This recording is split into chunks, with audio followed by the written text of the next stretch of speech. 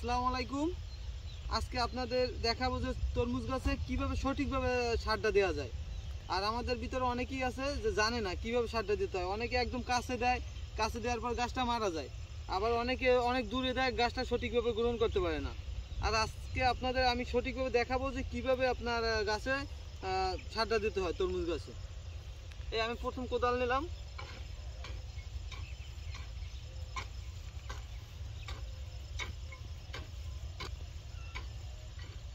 এই গাছের গোড়াটা আপনার করে নিলাম, একটু আগেই দেখাও। আমরা এই কোদাল দিয়ে কিন্তু এটা ঢাল কাজ করে নিছি। এখন যদি আমরা এটা সার দেই,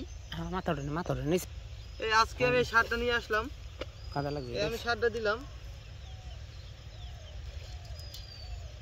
এই যে এই সারটা কিন্তু একদম উপর থেকে নিচ পর্যন্ত পাইছে। এই একদম উপর থেকে নিচ পর্যন্ত পাইছে সারটা। আর অনেকে আমাদের ভিতরে আছে সার দেয়, এই যে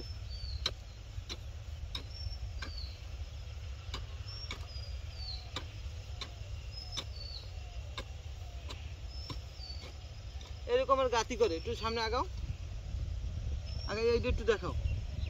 এইভাবে গাতি করে যদি সারটা নিচে ফালাই রাখে, এই সারটা কিন্তু গাছটা সঠিকভাবে নিতে পারবে না, সারটা নিচেই পড়ে থাকবে, এই সারটা কিন্তু অবশ্যই হইবে, তখন কিন্তু সারে কাজ করবে না। আর সঠিকভাবে সার যদি দিতে হয় তাহলে এইভাবে সারটা দিতে হবে। এই যে এইটা হচ্ছে একদম সঠিক পদ্ধতি এবং গাছে সঠিকভাবে গ্রহণ করতে পারবে। আর তারপর আমাদের সারটা এইভাবে রাখতে হবে।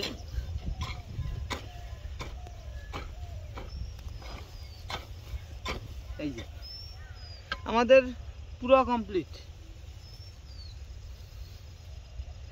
আমাদের সার দেওয়া শেষ। এখন আপনাদের একটা প্রশ্ন থাকতে পারে যে ভাই কি কি সার দিয়েছেন। আর এখানে আমাদের এই সারের ভিতর আছে ডিএপি, ইউরিয়া, সরিষার খোল, বোরন সার এবং থিওবিট। আরেকটা আছে শিকড়বর্ধক আপনার রুটন।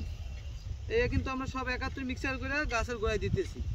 আর তরমুজ চাষের যদি সব ধরনের ভিডিও দেখতে চান এবং কখন কি স্প্রে করতে হয়, কখন কি দিতে হয়, কোন রোগের কি, তাহলে অবশ্যই আমাদের এই চ্যানেলটি সাবস্ক্রাইব করে দিয়ে রাখবেন।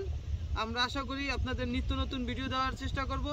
আর যদি কোনো প্রশ্ন থাকে অবশ্যই আমার কমেন্টের মাধ্যমে জানাবেন, আমি উত্তর দেওয়ার চেষ্টা করব। আল্লাহ হাফেজ।